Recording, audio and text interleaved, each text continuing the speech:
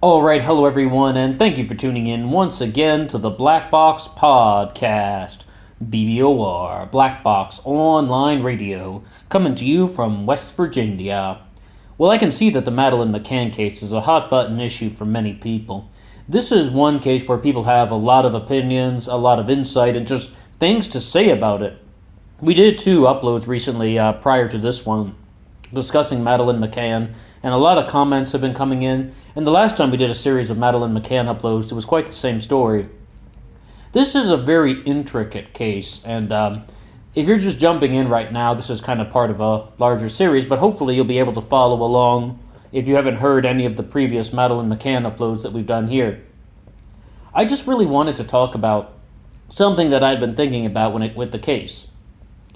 We did an examination of the timeline, and I was looking at the timeline from Sky News, where it says, the night Madeleine McCann went missing, at 10 p.m., her mother, Kate McCann, went to the apartment in Praia de Luz, in the resort. She went to the apartment, and she was trying to close the children's door, the door to the children's bedroom, and it slammed shut, like there had been a draft from an open window, like that had been closed by the wind, by the breeze, whatever you'd like to say. It's like an open window and the door slammed shut.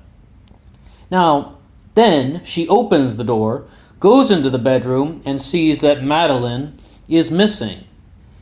Is this am I playing too many games with the language here? Am I misunderstanding something? If I am, please just tell me now. But it's does that mean that she went back to check on her own children, but she didn't actually check on her own children? She was trying to close the door, but she didn't see that Madeleine wasn't there? What type of checking up on your own children are you doing? I mean, is there any possibility that this is kind of a statement that has been overlooked, in the sense that, did Kate McCann already know that Madeleine was missing? Did she actually... is this consistent with the narrative?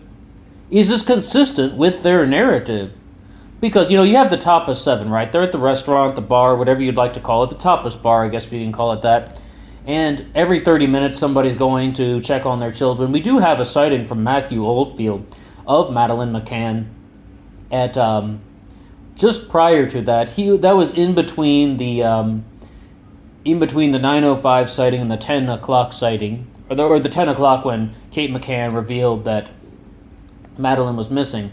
Matthew Oldfield said he checked on the kids and everything was fine and quiet. To be honest, I don't believe that he saw Madeleine. I don't believe somebody who's just kind of walking into someone else's apartment, just glancing around. Like I said, he might have seen a crumpled up blanket or something, and it just... He said everything was fine and quiet. That also means, though, as we said very clearly, no signs of a forced entry or a struggle, or no lamps have been knocked over or anything like that. I really don't see any sort of things associated with a burglary. Definitely not when you have multiple people saying that in the hour prior to Madeleine going missing, prior to Madeleine's mother, Kate McCann, saying that she noticed her daughter was missing, 3 people came to the apartment. Jerry McCann at 9:05, and then Matthew Oldfield later, and Kate McCann at 10 o'clock when she noticed that Madeleine was missing. And no one seemed to notice anything that seemed like the signs of a forced entry.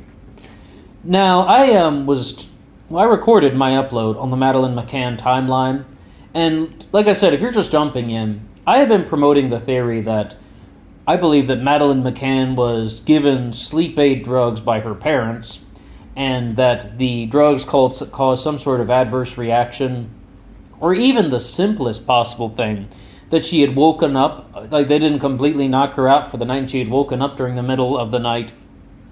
Bear in mind, she would have gone to bed much earlier than 10 o'clock, probably just after 7:30 or something like that, if what they say is true, because we'll say something about that in a second. So she had woken up, she climbed on the edge of the sofa, fell off and hit her head on the ledge by the window, which was right behind the sofa, and that's where the body was. The parents then moved the body to a shelf in the cupboard, and then they later on took Madeleine's body to a dump site. 3 weeks later, they moved it to a different dump site. That would explain the sightings of the cadaver dog, or the alerts, really. I mean, a cadaver dog isn't actually seeing where the body was by the smell. The cadaver dog is alerting people where they believe where they believe a dead body was. Okay, that's a theory.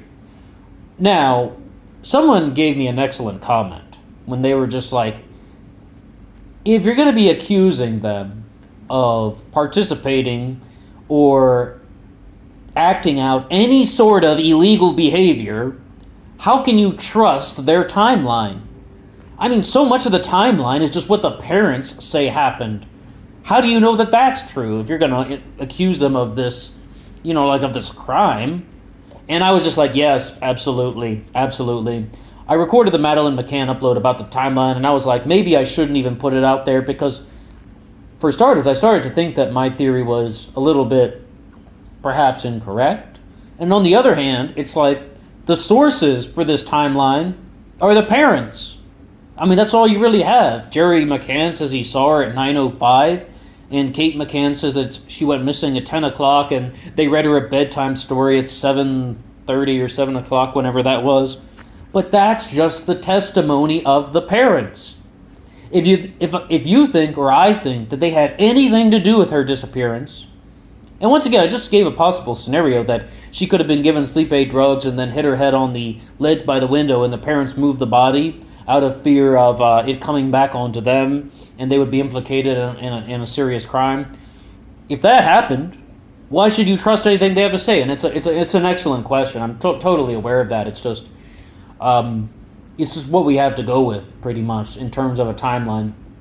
Someone else pointed out that there really aren't photos of Madeleine McCann prior to, there aren't photos of Madeleine McCann on the day of the disappearance, so it's like she could have had that fall much earlier.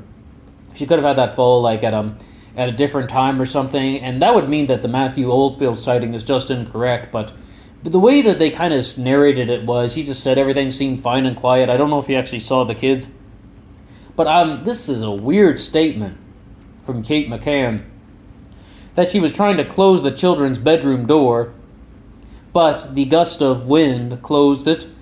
But then she noticed Madeleine was missing, and it's like, does that mean she went to the apartment to check on the children, but she didn't look around?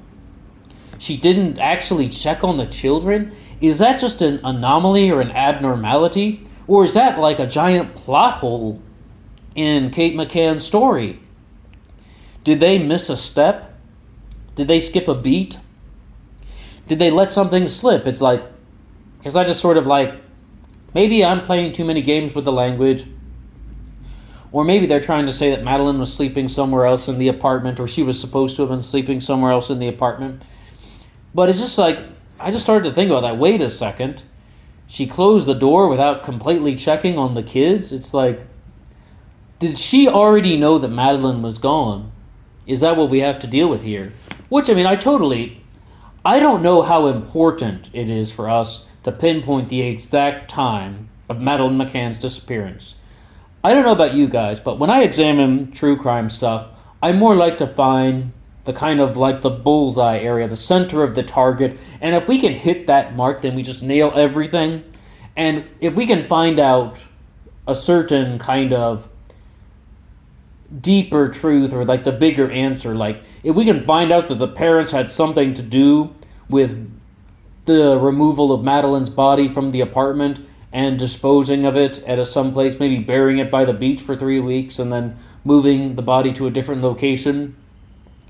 If there's anything like that going on, I don't think it's necessarily super important to pinpoint the exact time that Madeleine went missing. But that being said, we can still try and pinpoint certain irregularities in what Kate and Jerry McCann are saying. And it's just been something that's kind of, I don't know, it's just something that stood out to me. It just sounded very peculiar. Even when you're listening to somebody like Jerry McCann, who said that he checked on his kids at 9:05, and everybody was there, the two twins and Madeleine, but the door was not how he left it. Well, I mean, that almost sounded like a distraction, a red herring, a false flag, and an intentionally misleading piece of information. I mean, we have said countless times, where is the evidence that there was any sort of intruder? Furthermore, the McCanns are saying that somebody saw Madeleine in between 9:05 and 10 o'clock, so they say. This guy, Matthew Oldfield, another member of the Top 7, saw her. But even just Jerry McCann saying he saw her at 9:05, but the door wasn't the way he left it, what does that mean? The only possibility I could think of was that Madeleine had woken up and she started moving about the apartment and she moved the door and then went back to bed. Children do things like that. It's not out of the ordinary. But when we want to kind of look at what would really be happening with that, is that just kind of like, are they just trying to be confusing? I mean, I don't know if we'll get the exact time that Madeleine could have passed away.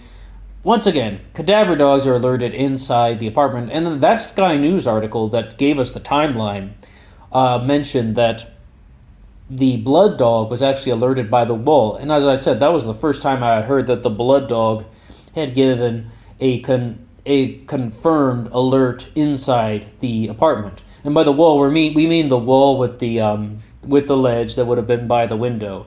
Once again, it's a ledge that's bigger than a typical windowsill. And if Madeleine had fallen off the edge of the sofa, and in the Gonzalo Amaral theory, it's actually talking about Madeleine would have climbed up, and she would have had to have been standing on the top of the sofa's edge, and she would have fallen and hit her head on that ledge by the windowsill, and then that would have been where the body would have laid to rest.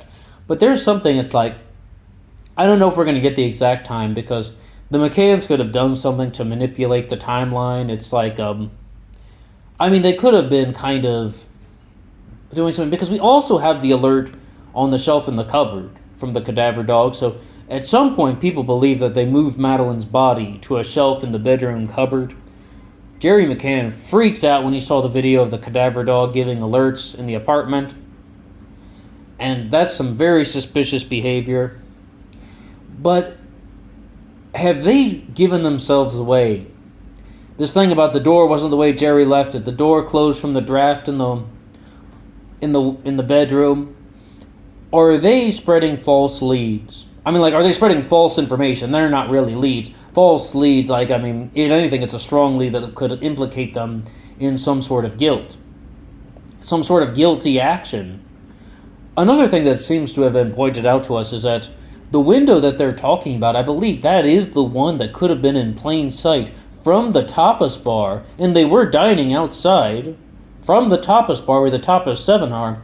Supposedly, they would have had a straight shot view of the window that was apparently open. So, like, if someone was breaking into the apartment, granted, it is a substantial distance. I don't know how well they would have seen somebody dressed in black going up there, but okay, last thing to say.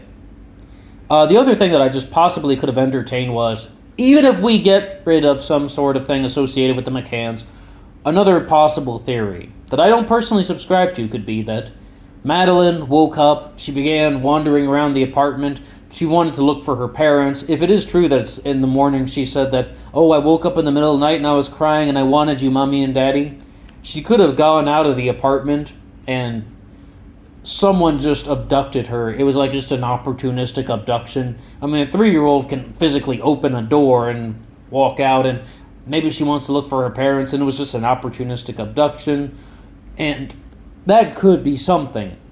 But right now, we would really have to look at quite a bit more possibilities associated with that. And if that's the case, then if it is that this was just an opportunistic abduction, about someone saw a 3-year-old Madeleine McCann walking out of the apartment building and lured her over to their car, this will probably be some case that's never going to be solved. Then it's just going to be like, I mean, that would probably be something such as an abduction that would have led to a murder. I mean, I personally don't believe Madeleine McCann is still alive. I don't believe she's living in Europe under a different name. I don't believe that anything other than Madeleine died around the time of her disappearance. We've mentioned this before, that it's just something that is very likely with many of these high-profile disappearances, that death is a very likely reason why they've gone unsolved for so long. I said a lot about the McCanns, but once again, to insist, I am aware that this could be the possibility. There could be a possibility that this was indeed an abduction, but the abduction doesn't explain the cadaver dog alerts, or in possibly the blood dog alert. The abduction wouldn't necessarily, it would explain why someone was trying to clean behind the sofa, why they believe the cleaning products were used behind the sofa. It's like, overwhelmingly though, I still believe that this was a case of Madeleine dying in the apartment and her parents covering it up. But that's a big thing to cover up. All these years, doing all those interviews, that's a big thing to cover up. What do you think happened to Madeleine McCann? Like I said, last upload on this subject for a while, but one last thing to say. That was it. What do you think happened to Madeleine McCann back in Portugal in 2007?